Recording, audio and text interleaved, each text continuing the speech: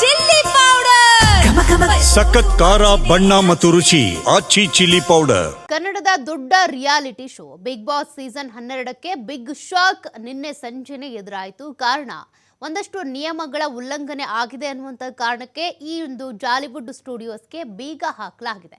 17 ಸ್ಪರ್ಧಿಗಳ ಸ್ಥಳಾಂತರ ವಿಚಾರಕ್ಕೆ ವಾರದಿಂದ ಕಲರ್ಫುಲ್ ಆಗಿದ್ದಂಥ ಮನೆ ಈಗ ಬಣ ಹೊಡಿತಾ ಇದೆ, ಖಾಲಿ ಹೊಡಿತಾ ಇದೆ. ಕಾರಣ 2 ವಾರಗಳಿಂದ ಮನೆ ಹೇಗೆ ಕಲರ್ಫುಲ್ ಆಗಿತ್ತೋ ಜೊತೆಗೆ ಸ್ಪರ್ಧಿಗಳು ಕೂಡ ಅಷ್ಟೇ ಲವಲವಿಕೆಯಿಂದ ಜಗಳ ಗಲಾಟೆ ಎಂಟರ್ಟೈನ್ಮೆಂಟ್ ಅಂತೇಳಿ ಓಡಾಡ್ಕೊಂಡಿದ್ರು. ಆದ್ರೀಗ ಬಿಗ್ ಬಾಸ್ ಮನೆ ಬಣ ಅಂತ ಇದೆ. ಬೆಂಗಳೂರು ದಕ್ಷಿಣ ಜಿಲ್ಲಾಡಳಿತದಿಂದ ಬಾಗಿಲನ್ನ ಬಂದ್ ಮಾಡಲಾಗಿದೆ. ಬಿಗ್ ಬಾಸ್ 17 ಸ್ಪರ್ಧಿಗಳು ಕೂಡ ಈಗ ಖಾಸಗಿ ರೆಸಾರ್ಟ್ಗೆ ಶಿಫ್ಟ್ ಆಗಿದ್ದಾರೆ. ಗೇಟ್ಗೆ ಬೀಗ ಜಡಿದ ಕಂದಾಯ ಇಲಾಖೆಯ ಸಿಬ್ಬಂದಿ ಇನ್ನೇನ್ ಮಾಡ್ತಾರೆ? ಪದೇ ನೋಟಿಸ್ ಕೊಟ್ಟರು ಕೂಡ ಜಾಲಿವುಡ್ ಸ್ಟುಡಿಯೋ ಎಚ್ಚೆತ್ಕೊಳ್ಳೇ ಇಲ್ಲ. ಬದಲಿಗೆ ಉಡಾಫೆ ವರ್ತನೆ. ನೋಟಿಸ್ ಕೊಟ್ಟಿದ್ರು ಕೂಡ ಅದಕ್ಕೆ ಪ್ರತಿಯಾಗಿ ಏನು ಅವರು ಸ್ಪಂದಿಸಲೇ ಇಲ್ಲ. ಏನು ಮಾಡಬೇಕು, ಏನು ಕತೆ, ಇಷ್ಟೆಲ್ಲ ನಿಯಮಗಳ ಉಲ್ಲಂಘನೆ ಆಗಿದೆ ಅಂತ ಅಂದಮೇಲೆ ಅದನ್ನು ಸರಿಪಡಿಸ್ಕೊಳ್ಳೋದು ಹೇಗೆ?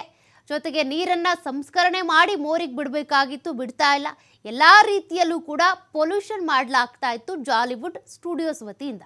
ಹೀಗಾಗಿ ನಿಯಮಗಳನ್ನು ಉಲ್ಲಂಘಿಸಿದ್ದಾರೆ ಅನ್ನೋ ಕಾರಣಕ್ಕೆ ಈಗ ಬೀಗ ಹಾಕಿದ್ದಾರೆ. ಒಟ್ಟು 4 ಗೇಟ್ಗಳು ಈ ಒಂದು ಜಾಲಿವುಡ್ ಸ್ಟುಡಿಯೋಗೆ ಇರುವಂಥದ್ದು. 4 ಗೇಟ್ಗಳು ಬಂದಾಗಿವೆ. ಜೊತೆಗೆ ಬಿಗ್ ಬಾಸ್ ರಿಯಾಲಿಟಿ ಶೋ ನಡೀತಾ ಇದ್ದಂಥ ಜಾಗಕ್ಕೂ ಕೂಡ ಈಗ ಬೀಗ ಹಾಕಿದ್ದಾರೆ. ಸ್ಪರ್ಧಿಗಳು ಜೊತೆಗೆ ಬಿಗ್ ಬಾಸ್ ಟೀಮ್ ಏನಿದೆ ಅವರೆಲ್ಲರೂ ಕೂಡ ಹೊರಗೆ ಬಂದರು ನಿನ್ನೆ ಸಂಜೆ. ಕನ್ನಡದ ಬಿಗ್ ಬಾಸ್ ಶೋಗೆ ಬೀಗ ಬಿದ್ದಿದ್ದು ಯಾಕೆ ಗೊತ್ತಾ? ಇನ್ನು ಜಾಲಿವುಡ್ ಸ್ಟುಡಿಯೋಸ್ನಿಂದ ನಿಯಮ ಉಲ್ಲಂಘನೆ ಆಗಿದೆ ಅನ್ನೋದು ನಿಮ್ಮೆಲ್ರಿಗೂ ಗೊತ್ತಿರೋ ವಿಚಾರನೆ. ಒಳಾಂಗಣ ಶೋಗೆ ಪರ್ಮಿಷನ್ ಪಡೆಯದ ಆರೋಪ ಕೂಡ ಇದೆ. ವಾಯು ಮಾಲಿನ್ಯ ಕಾಯ್ದೆ ಏನಿದೆ, ಜಲ ಕಾಯ್ದೆ ಏನಿದೆ, ಇದರ ಅಡಿ ಯಾವುದೇ ಪರ್ಮಿಷನ್ ಪಡ್ಕೊಂಡಿಲ್ಲ. ಅಂದರೆ ಯಾವುದೇ ಒಂದು ರಿಯಾಲಿಟಿ ಶೋ ನಡೆಯುತ್ತೆ ಅಂತ ಅಂದರೆ ಮೊದಲಿಗೆ ಸ್ಟುಡಿಯೋ ಬುಕ್ ಮಾಡ್ಕೊಂಡಿರ್ತಾರೆ. ಆ ಮನೆ ಹೇಗಿರಬೇಕು, ಜೊತೆಗೆ ಸೆಟ್ ಹೇಗಿರಬೇಕು, ಇದೆಲ್ಲವನ್ನು ಕೂಡ. ಅದೇ ರೀತಿಯಾಗಿ ಆ ಜಾಗದಲ್ಲಿ ಕಾನೂನಾತ್ಮಕವಾಗಿ ಏನಾದರೂ ಸಮಸ್ಯೆಗಳಿದ್ದಾವ ಅನ್ನೋದನ್ನು ಕೂಡ ಬಿಗ್ ಬಾಸ್ ಟೀಮ್ ನೋಡಬೇಕಾಗಿತ್ತು. ಇಲ್ಲಿ ಬಿಗ್ ಬಾಸ್ ಟೀಮ್ ಎಡವಟ್ ಮಾಡ್ಕೊಂಡಿದ್ದು ಇದರಲ್ಲಿ ಬಿಟ್ಟರೆ ಅವ್ರದ್ದೇನು ಈ ವಿಚಾರದಲ್ಲಿ ತಪ್ಪಿಲ್ಲ. ಈ ಒಂದು ಜಾಲಿವುಡ್ ಸ್ಟುಡಿಯೋಸ್ ತಂಡ ಏನಿದೆ, ಆ ಸಿಬ್ಬಂದಿ ಮ್ಯಾನೇಜ್ಮೆಂಟ್ ಏನಿದೆ, ವಾಯು ಕಾಯ್ದೆ ಜಲ ಕಾಯ್ದೆಯ ಅಡಿ ಪರ್ಮಿಷನ್ ಪಡ್ಕೊಂಡಿಲ್ಲ. ತ್ಯಾಜ್ಯ ಸಂಸ್ಕರಣೆಗೆ ಸಂಬಂಧಪಟ್ಟಂತೆ ಕೂಡ ಸೂಕ್ತ ಕ್ರಮವನ್ನು ಕೈಗೊಂಡಿಲ್ಲ. ಜನರೇಟರ್ ಸೆಟ್ಗಳ ಅಳವಡಿಕೆಗೆ ಅನುಮತಿ ಪಡ್ಕೊಂಡಿಲ್ಲ. ಇಲ್ಲಿ ಏನಾದರೂ ಅನಾಹುತ ಆದರೆ, ಯಾರಿಗಾದರೂ ಕರೆಂಟ್ ಶಾಕ್ ಹೊಡೆದ್ರೆ ಅಥವಾ ಸ್ವಿಮ್ಮಿಂಗ್ ಪೂಲ್ನಲ್ಲಿ ಏನಾದರೂ ಆದರೆ, ಯಾರಾದರೂ ಮುಳುಗ್ಸತ್ರೆ ಅದಕ್ಕೆ ಹೊಣೆ ಯಾರು ಅನ್ನೋದೇ ಸದ್ಯಕ್ಕಿರುವಂಥ ಪ್ರಶ್ನೆ. ಹೀಗಾಗಿನೇ ಈಗ ಕಾನೂನು ಕ್ರಮವನ್ನು ತೆಗೆದುಕೊಳ್ಳಲಾಗ್ತಾ ಇದೆ. 2024ರಿಂದ ಕೂಡ ಜಾಲಿವುಡ್ ನಿಯಮವನ್ನು ಪಾಲಿಸ್ತಾ ಇಲ್ಲ ಅನ್ನುವಂಥ ಆರೋಪ ಇದೆ. ಹಾಗಾದರೆ ಇದೆಲ್ಲದನ್ನು ಕೂಡ ಬಿಗ್ ಬಾಸ್ ಟೀಮ್ ಗಮನಿಸಲೇ ಇಲ್ವಾ, ಮ್ಯಾನೇಜ್ಮೆಂಟ್ ಅವರು ನೋಡಲೇ ಇಲ್ವಾ ಅಂತ? ಯಾಕೆಂದರೆ ಒಂದು ದೊಡ್ಡ ರಿಯಾಲಿಟಿ ಶೋ ಮಾಡಬೇಕು ಅಂತ ಬಂದರೆ ಅಲ್ಲಿ ಸಾಕಷ್ಟು ಟೀಮ್ಗಳಿರುತ್ತೆ. ಅದಕ್ಕೆ ಆದಂಥದ್ದು, ಅದು ಕ್ಯಾಮ್ರಾ ವರ್ಕ್ ಇರ್ಬೋದು, ಟೆಕ್ನಿಕಲ್ ಟೀಮ್ ಇರ್ಬೋದು, ಮ್ಯಾನೇಜ್ಮೆಂಟ್ ಇರ್ಬೋದು, ಲೀಗಲ್ ಟೀಮ್, ಇವರೆಲ್ಲರೂ ಕೂಡ ಇರ್ತಾರೆ.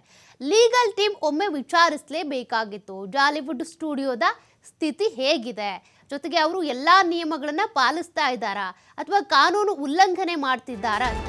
ಅಲ್ಲಿ ತಿಳ್ಕೊಳ್ದೇ ಇರೋದೇ ಮಹಾ ಎಡವಟ್ಟಾಗ್ಬಿಟ್ಟಿದೆ. ಬಿಗ್ ಬಾಸ್ ಶೋ ಪುನರಾರಂಭ ಮಾಡೋದಕ್ಕೆ ಈಗ ತಂಡ ಕಸರತ್ತನ್ನ ಮಾಡ್ತಾ ಇದೆ. ಸಹಜವಾಗಿ ಇದ್ದೇ ಇರುತ್ತಲ್ವಾ. ಇನ್ನೂ ಕೂಡ 2 ವಾರ ಅಷ್ಟೇ ಆಗಿರೋದು ಬಿಗ್ ಬಾಸ್ ರಿಯಾಲಿಟಿ ಶೋ ಶುರುವಾಗಿ.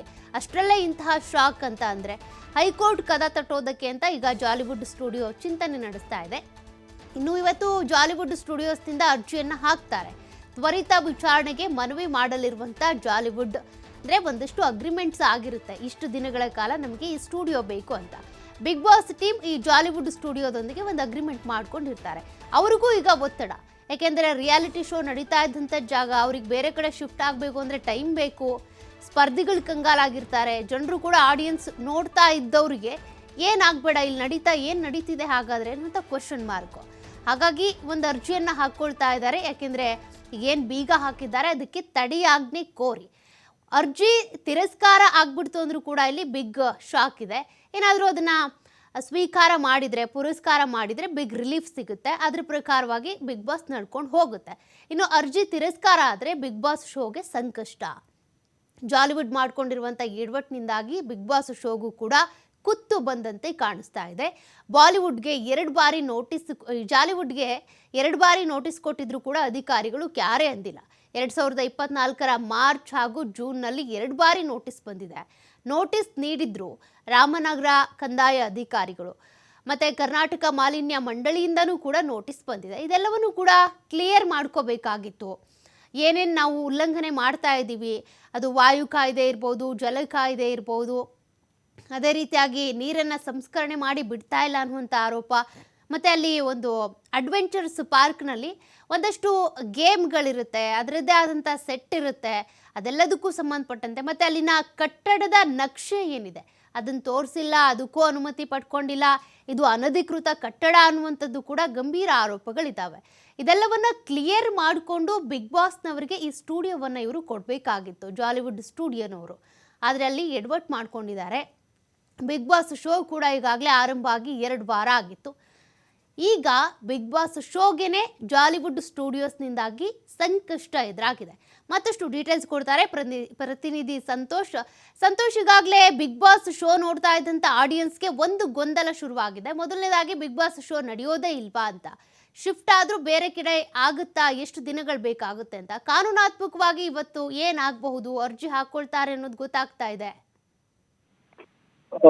ಈಗಾಗಲೇ ಬಿಗ್ ಬಾಸ್ ಏನಿತ್ತು, ಬಿಗ್ ಬಾಸ್ ಸೀಸನ್ ನಡೀತಾ ಇದೆ, ಆರಂಭವಾದ ಬೆನ್ನರೆ ಕೊಟ್ಟಿರುವಂತಹ ನೋಟಿಸ್ ಮೇರೆಗೆ ಅದನ್ನ ಕ್ಲೋಸ್ ಮಾಡ್ಬೇಕಂತೇಳಿ ನೆನ್ನೆ ಅಧಿಕಾರಿಗಳು ಬಂದು ಕಂಟೆಸ್ಟೆಂಟ್ಸ್ ಏನಿದ್ರು ಎಲ್ರೂ ಹೊರಗೆ ಕಳಿಸಿ ಅದನ್ನ ಬಂದ್ ಮಾಡಿರುವ ಬೆನ್ನಲ್ಲೇ ಶೋ ನಡೆಸ್ತಾ ಇದ್ದಂತ ಜಾಲಿವುಡ್ ಸಂಸ್ಥೆ ಏನಿದ್ರೆ, ಜಾಲಿವುಡ್ ಸಂಸ್ಥೆ ಈಗಾಗಲೇ ಕೋರ್ಟ್ ಮೊರೆ ಹೋಗ್ಲಿಕ್ಕೆ ಎಲ್ಲಾ ಸಿದ್ಧತೆಗಳನ್ನು ಕೂಡ ಮಾಡ್ಕೊಂಡಿರುವಂತದ್ದು. ಈಗಾಗ ತಮ್ಮ ವಕೀಲರನ್ನು ಕೂಡ ಸಂಪರ್ಕವನ್ನ ಮಾಡಿ ಹೈಕೋರ್ಟ್ಗೆ ಇವತ್ತು ಅರ್ಜಿಯನ್ನ ಹಾಕ್ಲಿಕ್ಕೆ ಎಲ್ಲಾ ಸಿದ್ಧತೆಯನ್ನು ಮಾಡ್ಕೊಂಡು, ಅದೇ ಕಾನೂನಾತ್ಮಕವಾಗಿ ಹೋರಾಟವನ್ನು ಮಾಡಿ ಕೋಟ್ಯಾಂತರ ರೂಪಾಯಿ ಇನ್ವೆಸ್ಟ್ ಅನ್ನ ಮಾಡಿರ್ತೀವಿ. ಸಾಕಷ್ಟು ಜನ ಕಂಟೆಸ್ಟ್ ಗಳೇನಿರ್ತಾರೆ ಅವ್ರಿಗೂ ಕೂಡ ಪೇಮೆಂಟ್ ಗಳನ್ನ ಮಾಡ್ಲಾಗಿರುತ್ತೆ. ಮತ್ತೊಂದು ಕರ್ನಾಟಕದಲ್ಲಿ ಬಿಗ್ ಬಾಸ್ ಅನ್ನೋದು ಒಂದು ಒಳ್ಳೆ ಶೋ ಅಂತ ಹೇಳಿ ಇವರು ಕೂಡ ಎಂಟರ್ಟೈನ್ಮೆಂಟ್ ಕಾರ್ಯಕ್ರಮಗಳಿದ್ರು ಕೂಡ ಒಂದು. ಹೀಗಾಗಿ ಆ ಶೋ ಅನ್ನ ನಡೆಸಲಿಕ್ಕೆ ಬೇಕಾಗಿರುವ ಅನುಮತಿಯನ್ನ ಕೊಡಬೇಕು. ಮತ್ತೆ ಏನು ಕಾನೂನು ಉಲ್ಲಂಘನೆ ಏನಾಗಿದೆ ಅಂತ ಹೇಳ್ತಾರೆ ಅದನ್ನ ನಾವು ಪಾಲನೆ ಮಾಡ್ಕೊಳ್ತೀವಿ ಅಂತ ಹೇಳಿ ಅವರು ಮನವಿ ಮಾಡ್ಕೊಳ್ಳುವಂತ ಸಾಧ್ಯತೆ ಇರುತ್ತೆ. ಇಲ್ಲ ಅಂದ್ರೆ ಇಡೀ ಶೋನ ಬೇರೆ ಕಡೆಗೆ ಶಿಫ್ಟ್ ಮಾಡ್ತೀವೋ ಇಲ್ಲ ಬೇರೆ ಎಲ್ಲಾದ್ರೂ ಮಾಡ್ಕೊಳ್ಳಿಕ್ಕೆ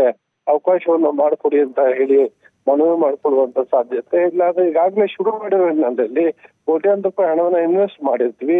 ಈ ಕಾರಣಕ್ಕಾಗಿ ಶೋ ಈಗಾಗಲೇ ಅರ್ಧ ಶುರುವಾಗಿರುವಂತ ಶೋ ಅನ್ನ ಸ್ಟಾಪ್ ಮಾಡಿದ್ರೆ ಕೋಟ್ಯಾಂತರ ರೂಪಾಯಿ ನಷ್ಟ ಆಗುತ್ತೆ ಅಂತ ಹೇಳಿ ಅವರು ಕೋರ್ಟ್ಗೆ ಅರ್ಜಿಯನ್ನ ಹಾಕೊಳ್ಳುವ ಸಾಧ್ಯತೆ ಇರುವಂತದ್ದು. ಕೋರ್ಟ್ಗೆ ಅರ್ಜಿಯನ್ನ ಹಾಕೊಂಡ ನಂತರ ನ್ಯಾಯಾಲಯದಲ್ಲಿ ಅದಕ್ಕೆ ಕಾನೂನು ಉಲ್ಲಂಘನೆ ಆದ್ರೆ ಸರಿಪಡಿಸ್ಕೊಳ್ಳಿಕ್ಕೆ ಅವಕಾಶಗಳಿದೆಯಾ ಅನ್ನೋದನ್ನು ಕೂಡ ಅಲ್ಲಿ ನೋಡ್ಲಾಗುತ್ತೆ. ಒಂದು ವೇಳೆ ಅವಕಾಶಗಳಿಲ್ಲ ಅಂತ ಹೇಳಿದ್ರೆ ಕಾನೂನು ಪಾಲನೆಗಳನ್ನ ಮಾಡಬೇಕು ಅನ್ನೋದು. ಇನ್ನು ಅಲ್ಲಿ ಬಳಕೆ ಮಾಡ್ತಾ ಇರುವಂತಹ ನೀರೇನಿದೆ ಅದನ್ನೆಲ್ಲ ಸರಿಯಾದ ರೀತಿಯಲ್ಲಿ ಇವರು ಡ್ರೈನ್ಗೆ ಬಿಡ್ತಾ ಇಲ್ಲ ಅನ್ನೋದು ಒಂದು ಕಡೆ ಆರೋಪಗಳಿರುವಂತದ್ದು. ಹೀಗಾಗಿ ಏನೆಲ್ಲ ಸಮಸ್ಯೆಗಳಾಗಿದೆ ಅನ್ನೋದನ್ನ ಅಧಿಕಾರಿಗಳು ಏನು ಇವತ್ತು ಇವರು ಜಾಲಿವುಡ್ ಸಂಸ್ಥೆಯವರು ನ್ಯಾಯಾಲಯದ ಮೊರೆ ಹೋದ ಬಳಿಕ ಅಬ್ಜೆಕ್ಷನ್ ಹಾಕುವಂತ ಸಂದರ್ಭದಲ್ಲಿ ಒಂದಿಷ್ಟು ಅಂಶಗಳನ್ನ ಇತ್ತು. ಅವರು ಕೂಡ ಇದಕ್ಕೆ ಅವಕಾಶಗಳನ್ನ ಕೊಡಬಾರದು ಅಂತ ಹೇಳಿ ಮನವಿ ಮಾಡುವಂತ ಸಾಧ್ಯತೆಗಳಿರುತ್ತೆ.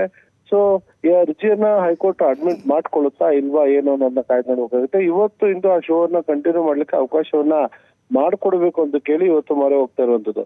ಒಂದು ವೇಳೆ ನ್ಯಾಯಾಲಯದಲ್ಲಿ ಕಾನೂನಾತ್ಮಕವಾಗಿ ಹೋರಾಟ ಮಾಡಿದಂತ ಸಂದರ್ಭದಲ್ಲಿ ಅದಕ್ಕೆ ಅವಕಾಶಗಳು ಸಿಕ್ಕದೇನೆ ಹೋದಂತ ಸಂದರ್ಭದಲ್ಲಿ ಅನಿವಾರ್ಯವಾಗಿ ಜಾಲಿವುಡ್ ಸಂಸ್ಥೆ ಇರ್ಬೋದು ಇಲ್ಲ ಸಂಬಂಧಪಟ್ಟ ಸಂಸ್ಥೆಗಳೇನಿತ್ತು ಆ ಶೋವನ್ನ ಬೇರೆ ಕಡೆಗೆ ಶಿಫ್ಟ್ ಮಾಡ್ಬೇಕಾಗುತ್ತೆ. ಆಲ್ಟರ್ನೇಟಿವ್ ಏನಾದ್ರು ಮಾಡ್ಕೊಳ್ಬೇಕಾಗುತ್ತೆ. ಯಾಕಂತ ಹೇಳಿದ್ರೆ ಯಾವ್ದೇ ಕಾರಣಕ್ಕೂ ಶೋವನ್ನ ಅವರು ಕೂಡ ನಿಲ್ಸುವಂತ ಸಾಧ್ಯತೆಗಳು ಕಡಿಮೆ ಇರುತ್ತೆ. ಈ ಕಾರಣಕ್ಕಾಗಿ ಶೋ ಅನ್ನ ಕಾನೂನಾತ್ಮಕ ಅಡಿಯಲ್ಲಿ ಯಾವುದೇ ರೀತಿಯ ಸಮಸ್ಯೆಗಳಾಗೋ ರೀತಿಯಲ್ಲಿ ಬೇರೆ ಎಲ್ಲಾದ್ರೂ ಕೂಡ ಇಟ್ಕೊಂಡು ಅವ್ರು ಶುರು ಮಾಡ್ಬೇಕಾಗುತ್ತೆ. ಆದ್ರೆ ಬೇರೆ ಕಡೆನೆ ಮಾಡ್ಬೇಕಾಗತ್ತಾ ಇಲ್ಲ ಇಲ್ಲೇ ಈಗಾಗ್ಲೇ ಶೋ ಮಾಡಿದ ಕಡೆ ದಂಡವನ್ನ ಏನಾದ್ರು ಕಟ್ಟಿ ಇಲ್ಲೇ ಅವಕಾಶವನ್ನ ಶೋ ಕಂಟಿನ್ಯೂ ಮಾಡ್ಲಿಕ್ಕೆ ಅವಕಾಶಗಳು ಇದೆಯಾ ಅನ್ನೋದನ್ನ ಕಾನೂನು ಅಡಿಯಲ್ಲಿ ನೋಡಬೇಕಾಗುತ್ತೆ. ಅರ್ಜಿ ಹಾಕಿದ ಬಳಿಕ ಅರ್ಜಿಯ ವಿಚಾರಣೆಗೆ ಯಾವತ್ತು ಬರುತ್ತೆ ಅನ್ನೋದನ್ನ ಟೈಮ್ ಕೂಡ ನಾವು ನೋಡ್ಬೇಕಾಗುತ್ತೆ. ಓಕೆ, ಥ್ಯಾಂಕ್ ಯು ಸಂತೋಷ್ ಮಾಹಿತಿಗೆ.